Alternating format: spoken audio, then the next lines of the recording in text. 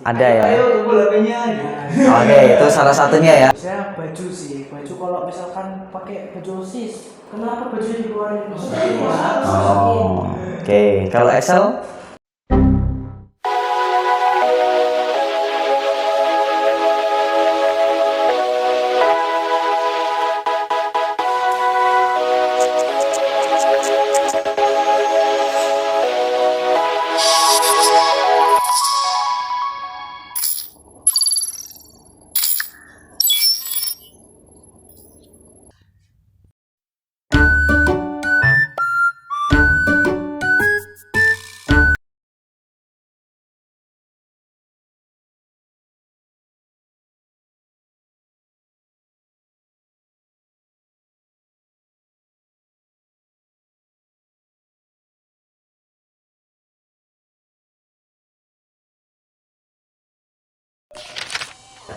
Shalom teman-teman. Nah, pada saat ini kita kembali lagi berjumpa dengan kalian semua bersama dengan Pendidikan Advent Semarang. Kita akan sama-sama berdiskusi di dalam pelajaran diskusi Cornerstone Connection di triwulan yang ketiga tahun 2024 bersama dengan mereka ini, ya, Pendidikan Advent Semarang.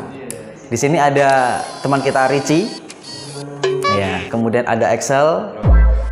Dan juga Nathan, ya, ada Nathan ya. Nah, teman-teman, pada saat ini kita akan belajar nih mengenai pelajaran kita di pelajaran yang ke-11. Ya, kalian tahu nggak kira-kira judulnya apa? Judulnya adalah peringatan terakhir. Ya, karena kalian ada di sekolah nih. Kira-kira di sekolah itu ada peringatan-peringatan nggak? Ada dong. Ada ya. Ayo HP-nya. Oke, itu salah satunya ya. Itu peringatan ya. Kemudian kalau Excel atau Richie, peringatan apa kira-kira? Saya baju sih, baju kalau misalkan pakai baju OSIS, kenapa baju dikeluarin? Oh, oke. Kalau Excel? Mungkin apa ya? Ngomong kotor paling.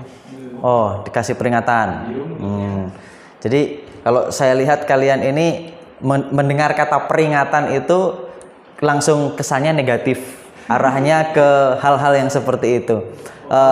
Padahal tidak hanya itu, banyak peringatan-peringatan yang baik. Contohnya, besok jangan lupa ya karena kalian sedang P5. Nah ya, contoh ya kan. Nah, kalian bawa bahan yang harus dibawa, itu kan artinya diperingati, dikasih ingatan supaya besok dibawa, atau dikasih tahu besok ujian ya, jangan belajar, nanti kisi-kisinya ini. Nah, itu kan berarti sebuah peringatan ya.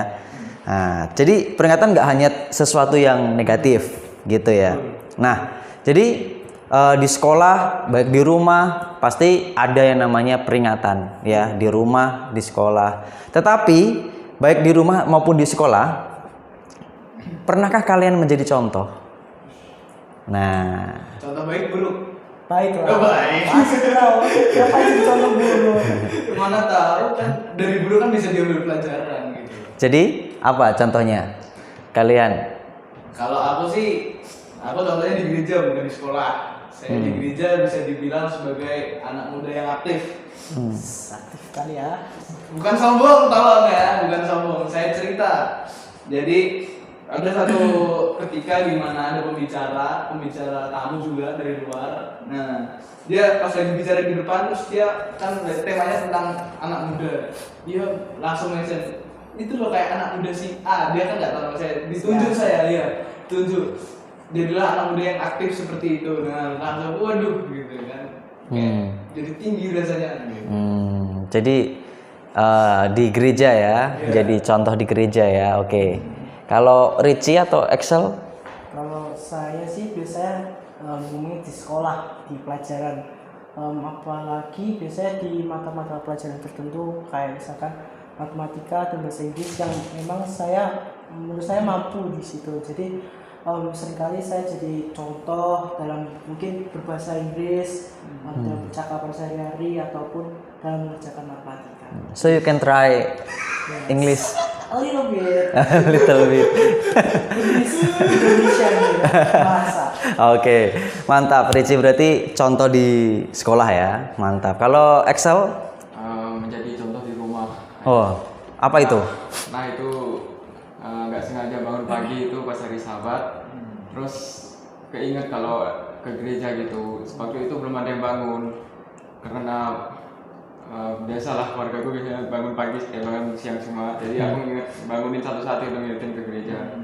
Ngingetin mereka ya, Iya. kasih peringatan ke mereka ya. Wah, mantap. Di rumah. Alarm. Jadi alarm. Tapi kalau bisa jangan hari Sabat tok ya. Setiap hari. Sampai juga jangan sekali doang ya. Sampai Iya. susah. Oke, jadi kalian pernah mengalami peristiwa di mana peristiwa itu kalian bisa jadi teladan ya. Teman-teman, sekarang itu zaman di mana banyak orang yang ingin menjadi ini ya, YouTuber. Kalau nggak influencer. Nah, itu dia. Influencer, orang yang memberikan pengaruh, ya kan? Kalian bisa tumbuh itu karena pengaruh. Ya, karena contoh. Nah, terkadang apa yang kita lihat itu akan menjadi contoh bagi kita. Ya. Buat teman-teman yang di rumah juga sama. Ya, apa yang kita lihat di YouTube, ya di TikTok dan sebagainya itu akan mempengaruhi kehidupan kita. Makanya carilah apa? Konten yang baik. Ya, konten-konten yang membawa kita untuk menjadi lebih baik juga ke depannya. Nah, teman-teman, kalian menjalani kehidupan itu kan biasanya ada peristiwa ya, dimana peristiwa yang tidak pernah terlupakan atau masih selalu diingat, apa ya? Memorable. Iya, memorable gitu. Ada nggak di kalian gitu kan, yang membekas ya? Aku sih ada sih, tapi nggak tahu peristiwa itu hanya baik apa buruk ya peristiwanya. Dulu tuh aku tuh kecil, mataku pernah kedutan karena terlalu banyak main HP. Kedutan? Iya, jadi Kedutan apa? Berkedip. iya, Oh. apa kayak sarafnya Ya, tuh gitulah. lemah jadi kayak kedutan sendiri. Oh. Terlalu tegang kayaknya jadinya kan kalau bertegang terus kan kedutan. Nah, dari situlah kena marah mama saya.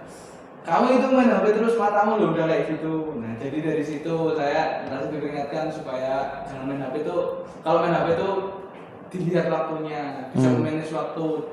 Ya walaupun sekarang kadang nggak aturan sih. Oh.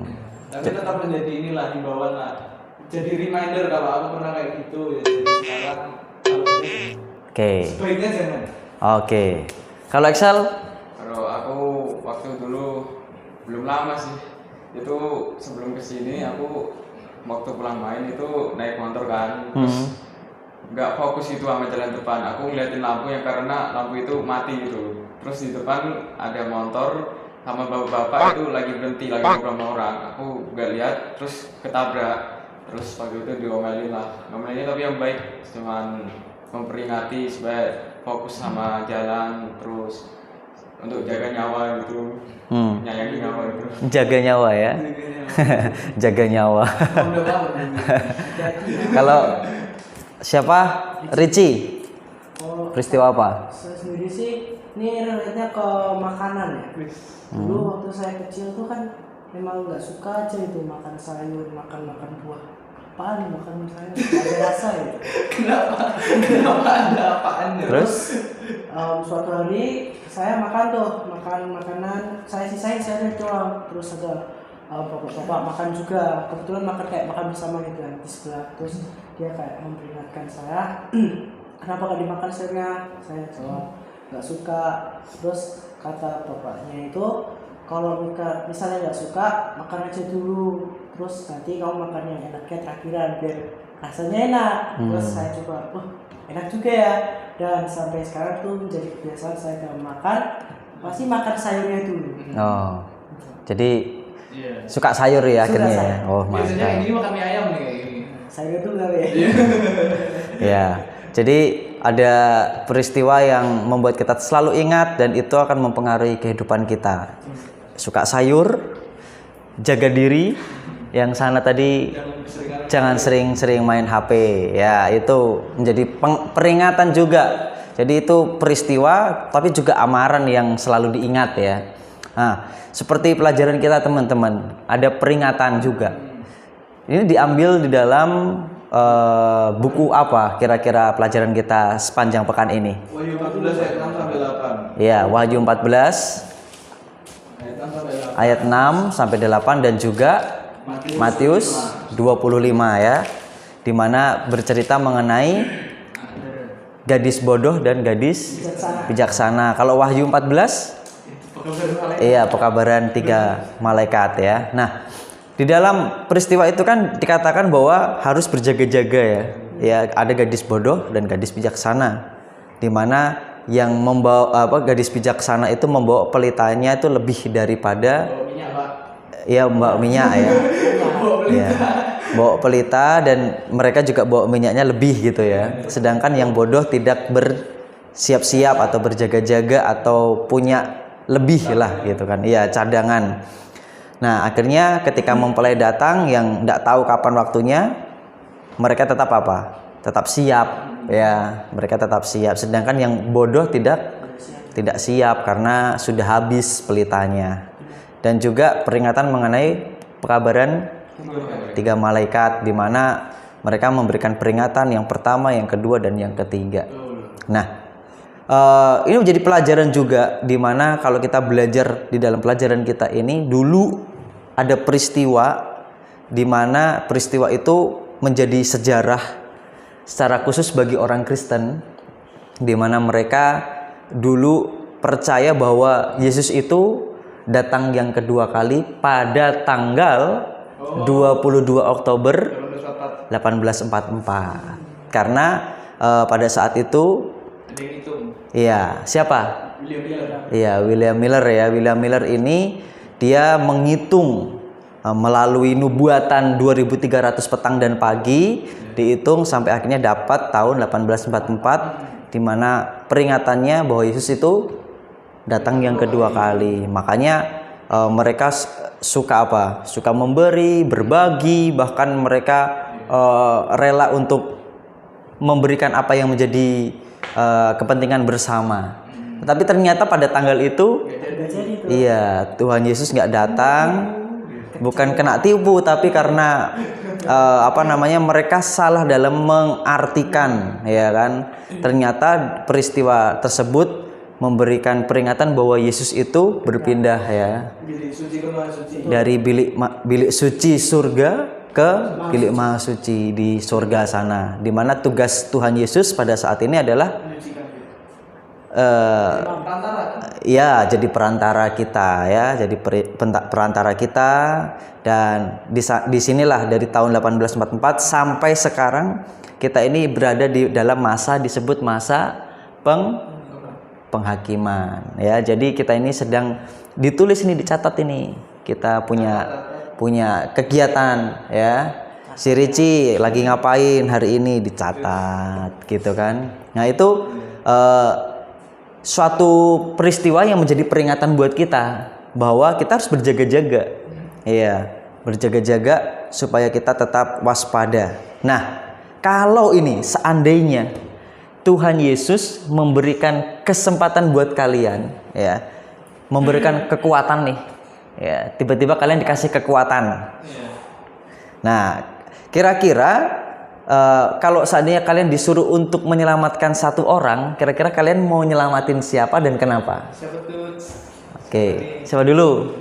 Ya, diberi kekuatan dulu nih. Ayo buka. Ya, Rich dulu kasih kekuatan sama Tuhan. Oke. Ini Siapa yang mau kamu selamatin? menyelamatkan ya. Menyelamatkan ini ada yang bisa saya selamatkan sih, sahabat lah. Sahabatmu ya. Siapa? Mention. Udah. Kenapa kok sahabat? Sahabat ini emang deket banget kan sama saya. Dan dia itu emang sempet kayak tahu tentang dia terus pernah beberapa kali masuk ke gereja juga kan. Terus sampai pada suatu saat maaf ya, bapaknya itu berpulang lah bapaknya. Nah, semenjak dari kejadian itu teman saya udah gak pernah lagi mau ke gereja kemudian juga karena itu posisinya kelas 6 naik ke kelas 7, jadi lost contact sampai sekarang. Oh, jadi kamu pengen menyelamatkan dia ya, kalau seandainya Tuhan kasih kesempatan ya. Ya kita doakanlah Richie bertemu kembali dengan sahabatnya itu, ya kan? Siapa tahu kan, kita nggak tahu, itu kan kerinduan Richie. Oke, kalau Excel, apa yang akan kamu selamatkan kalau kamu dikasih kekuatan sama Tuhan? Keluarga paling. Keluargamu. Kenapa kamu pilih keluargamu? Bapak. Karena melihat perjuangannya untuk menghidupi 5 anaknya itu sangat keren lah, menurutku sangat kuat, karena kan kita dari keluarga yang pas-pasan sih. Jadi menghidupi 5 anak yang masih sekolah, kuliah, itu menurutku keren sih. Oh, jadi kamu menyelamatkan keluarga ya. Nih luar biasa, ada sahabat, ada keluarga. Wah mantap kalian. Kalau Nathan, kira-kira saya juga ingin menyelamatkan bapak saya, cuma konteksnya beda. Karena bapak saya gimana ya? Jadi bapak saya telah tergiur kesenangan duniawi, hilang. Ya. Jadi ya saya ya, kalau bisa diberikan kekuatan oleh Tuhan ya saya ingin rindulah menyelamatkan bapak biar bisa ke surga bareng-bareng. Jadi apa namanya, kerinduannya seperti itu ya, ada keluarga, ada juga sahabat. Jadi ya itu harapannya. Kalau keluarga masih ada, apa tugas kita? Tugasmu apa kira-kira kalau mau menyelamatkan bapak di rumah? Berarti membantu ya, terus ya memberi pengaruh untuk keluarga. Iya, itu tadi di rumah apa namanya, berdoa. Nah, itu kan ngajak untuk berdoa. Itu salah satu contoh supaya kita apa? Bisa menyelamatkan mereka. Kalau sahabatmu ya itu tadi, kita enggak tahu kan.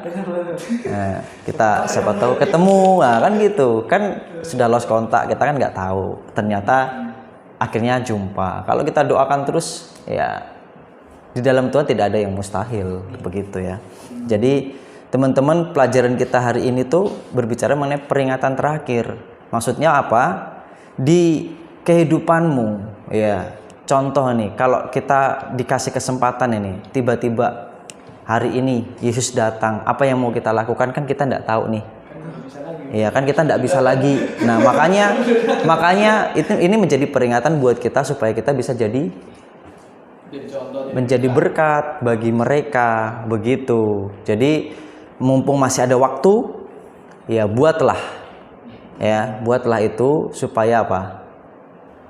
Kita bisa jadi berkat, jadi selamat semuanya. Nah, seperti itu. Itu peringatan kita, dan itu jadi peringatan juga kalau kita mau menyelamatkan orang, kita harus waspada, iya, jaga-jaga seperti gadis bijaksana tadi, seperti itu. Jadi selain keluarga, mungkin ada sahabat, ada juga teman yang mungkin ya ini tugas kita, menyelamatkan orang, mengingatkan kembali. Ingat di dalam kitab Wahyu itu, bahkan di Wahyu 13 di sana juga dikatakan akan muncul binatang kan. Di situ tugas mereka adalah menyesatkan kita.